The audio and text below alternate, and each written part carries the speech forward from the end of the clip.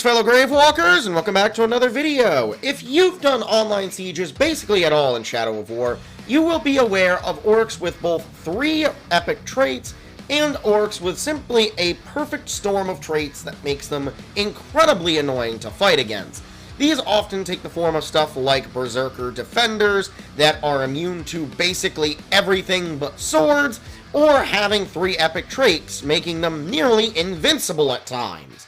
Making an orc with 3 epic traits is shockingly simple, actually, as long as you got the Mirian or training orders for it, and it's pretty simple to get orcs with good traits. All it takes is time. So in this video, we're going to be talking about the best orc traits, how to make a good perfect storm, what works well together, and how to get 3 epic traits. So, let's get into it. So, for this we're going to be using the method shown off by Augotech. If you haven't heard of him, I'm going to be kind of surprised. He's quite a big name here in the Shadow of War space, so if you haven't heard of him, I'd go check him out. He's got some cool stuff. But first you need an orc, and you need to give him a legendary training order to make him legendary with 2 epic traits.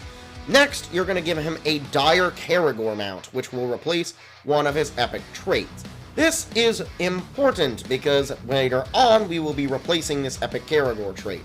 As you can see, I gave my Zun Iron Arm here one of them, and he now has 2 epic traits, one of them being the dire Caragor, and I'm going to make him my bodyguard and shame him.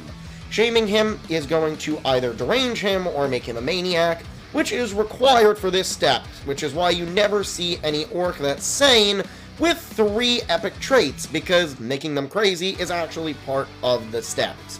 So we're going to make him nuts. So I'll be back once he's gone nuts. You're too weak to call yourself an orc.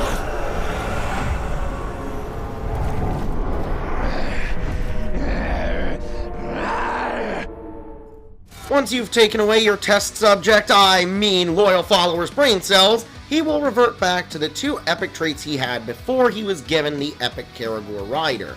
Now, when you come into his training orders, you will see it says this trait replaces the follower's epic Caragor Rider trait. That is how you know you've done it successfully, and you will give him whatever you want. In this case, I gave him thick-skinned. Now, when we go back to his details, he has 3. And essentially, all you've done is taken away the epic Caragor Rider by making him crazy. When they go deranged, they lose that trait, but internally it's still recognized as being there and replaceable, even though it's reverted back to its original legendary statistics. And that is how you get a 3-traded orc. Now, there is another way of doing this, supposedly, as mentioned by Augotech, and I tested this 3rd method originally. However, after 2 tries, I could not get it to work. I don't know if there's different steps, if maybe you need to use different traits or something, but that 3rd method is by making them a zombie, which I will quickly throw on screen the steps for that. So, in Augotech's video, he says that a simpler way of doing this is to do the first 2 steps of give them a legendary training order, then replace one of their epic traits with the epic Caragor Rider, or as I'm going to continue to refer to it as, the dire Caragor mount. And once you give them the dire Caragor mount, you bring them somewhere in the world, kill them with glaive attacks, because they won't betray you that way, which is true, and you simply let them bleed out and resurrect them on the map screen with Undying Loyalty. And that is supposed to do the same effect as making them go crazy, by making them deranged, where they will lose that epic mount, but gain back their original trait. However, when I did this, he just lost that 2nd trait entirely, both the Caragor and his original legendary trait. Meaning it was, if anything, a net negative. I lost 20,000 Mirian on this, and he didn't even gain another trait. He just didn't get it. And while I can replace that non-existent dire Caragor mount, all it does is just give him a 2nd trait as if he was just, legendary, all at the cost of another training order. Now, I did this twice just to confirm that this wasn't just a bug here with proc, and the same thing happened. So, I'm assuming that this was either A, a method that once worked but was patched out in the very final update Shadow of War would have gotten, which would be weird considering when Augotech's video came out, or he got these steps slightly mixed up, which I can't fault him for because this is not super complicated, but, I can see how, if you're not, if you're just trying to talk about the deranged method, you might get the undead method wrong. I've looked around, I can't find anywhere where there's a way of using undead to do this glitch. If anyone can prove me wrong on that, I would love it, because this is really the simplest way of doing it, compared to having to rely on making them nuts. Now, admittedly, I'm using Worse Than Death for the chance of a maniac, but you could just take that off and have less of a chance of giving them mortal weaknesses. Now on to the best traits you can give an orc. So, to talk about orc traits, I think we need to split them into two categories, orc v orc and orc v player, as the traits that will be good in these scenarios differ depending on what an orc is fighting. I didn't really do this in my Understanding Orc Traits video, which I think was kind of detrimental because I had people asking me, well, why do you say Curse is so bad? And I was coming at it from an Orc v Orc perspective. But an Orc using Curse on a player is wildly powerful. Draining Wrath and Focus is a big nerf on a player, especially in something like Online Sieges. So we're going to be splitting it into two very easy categories because they favor two different playstyles. And for Orc v Player, we'll be talking about both Online Siege Defense and Online Siege Offense. In that, we will get right into it. So let's talk about Orc v Orc. I'm going to attempt to breeze through Orc v Orc as quickly as I can here. Essentially, Orc v Orc battles will favor anything that an Orc can actually use as a strength or a weakness against its opponent. Weaknesses on Orc v Orc engaged battles can be a little more vast, even if they are admittedly terrible against players. Stuff like being mortally wounded by executions and the like don't really apply to Orc v Orc battles because orcs simply can't use stuff like executions. Mortal weaknesses to being shot in the head, for instance, are completely nullified in Orc v Orc battles and are more or less just something there for players to exploit. You'll find that a lot of orc traits really are focused on whether or not a player can exploit them rather than other orcs. Orc v Orc battles will more or less favor elements and packs and gangs. Elements are really the biggest thing in an orc's arsenal. If an orc is immune to poison and fire, that's an incredibly good start in an Orc v Orc battle. Throw in beast proof and suddenly other orcs can't use their pretty pets against them. That already nullifies a ton of weaknesses that they can have to other orcs. And you'll find that this is a recurring theme when I talk about orc weaknesses and their strengths. In Orc v Orc, anything that's non-elemental is basically completely null and void. Orcs don't gain anything from being arrow-proof against other orcs, because other orcs can still shoot them with arrows and deal damage. It just doesn't work. Especially powerful bonuses like Slayer Counter are not worth having on Orc v Orc orcs. But, of course, in most cases, an orc isn't just going to be fighting other orcs. He's going to be fighting a player in an online siege. And that is where things get a little trickier. The next stuff is really the biggest takeaway for both orc and player versus orc, and that is your class setup plus your traits. Now, if we're going to talk about your mileage may vary with different classes, the most reliable class to get the job done is a Berserker Defender. A Berserker Defender has the shield and the spear, but also the aggression of a Berserker. That defense and aggression combined can create an incredibly annoying thing to fight. I'm sure we've all had to deal with stuff like Bagaboog Stormbringer or Lamlug the Destroyer, who are just incredibly tanky and hit like trains. But that's assuming you even manage to land a shot on them through their shield.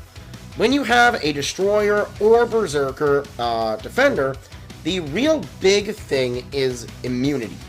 Making them as immune to stuff as possible and removing pieces of kit. A Berserker or Destroyer Defender that is immune to arrows, executions, and frost is immediately a challenge. Throw in poison and fire, and suddenly you have a near indestructible orc. Throw in beast proof, and, well, GG easy, go next. That orc will not be dying without a serious challenge. And if you want to get real annoying, you can throw in something like Vault Breaker.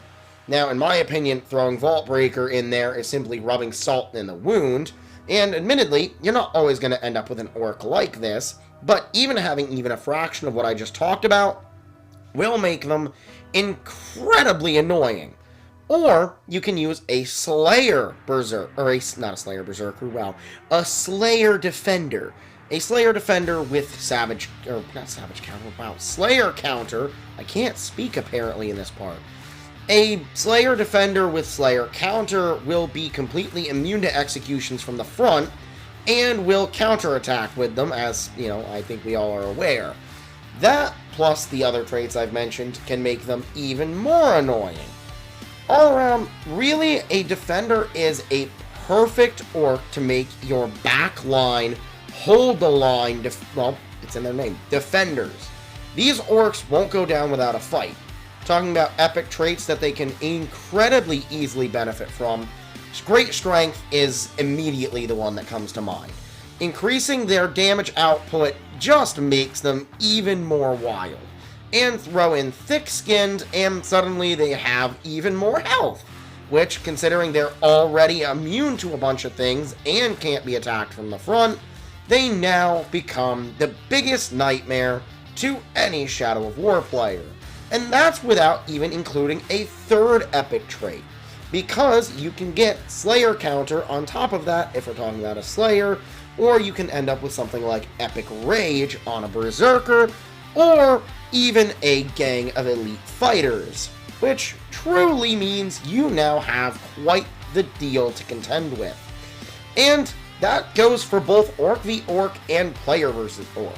You think players have hard times against these high-end Defender Berserkers? Regular Orcs? Well, the only thing going for them is the fact that they can get past immune to execution and arrow proof, but they're not dealing any extra poison or fire damage. And that poison immunity is a real big one. As I'm sure we all know, when you use Elven Light's poison variant, it goes through Defender's metal shields. However, if they're immune to poison, that's a real big annoyance. So really, when we're talking about what the most powerful trait mix is, taking a Defender and making him a Berserker, a Slayer, or a Destroyer, essentially getting a hyper aggression on top of a strong defense, is going to truly win you the day. This is annoying. Throw in some no chance orcs that are tricksters or assassins into that mix, and suddenly you'll have people pulling their hair out trying to deal with it. Because sure, they have to contend with one tank, but what happens when they get no chanced by a random assassin who took their chance to get an attack in and just so happened to get it off? Honestly, that is the biggest takeaway when it comes to Orc v Player. Effectively using assassins and defenders is, in my opinion, an incredible way of being incredibly annoying. But that doesn't mean other classes aren't going to do just as well. Berserker Savages are among my favorite orcs. The dual axes plus the Berserker means they're just hyper aggressive. Once one's enraged, it's quite the pain to get them to stop being enraged. Slayers, as previously stated, with their Slayer Counter and generally higher aggression, can be made incredible use of.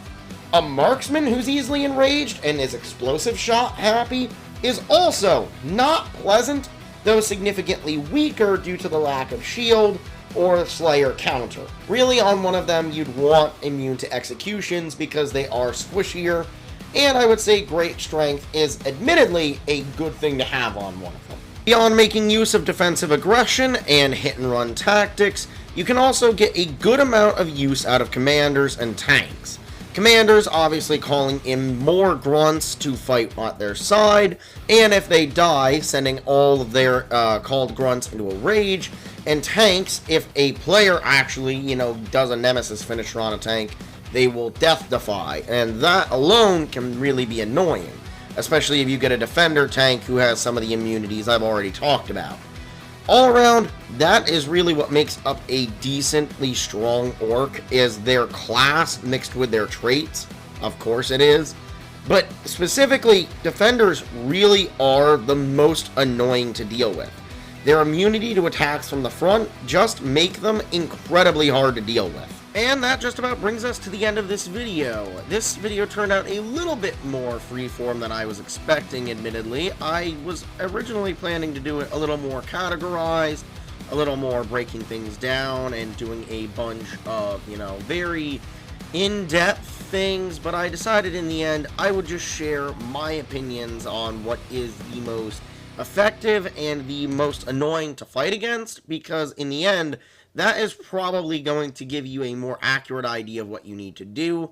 As for getting these immunities and traits on your orcs, that I am probably the last person to ask. I kind of just YOLO it.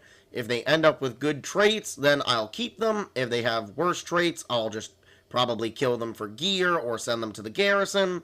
If you're looking for different orc traits and how to get them, there's so many different channels you can go look at. I think Uruk's Hollow has 1 or 2 videos on that.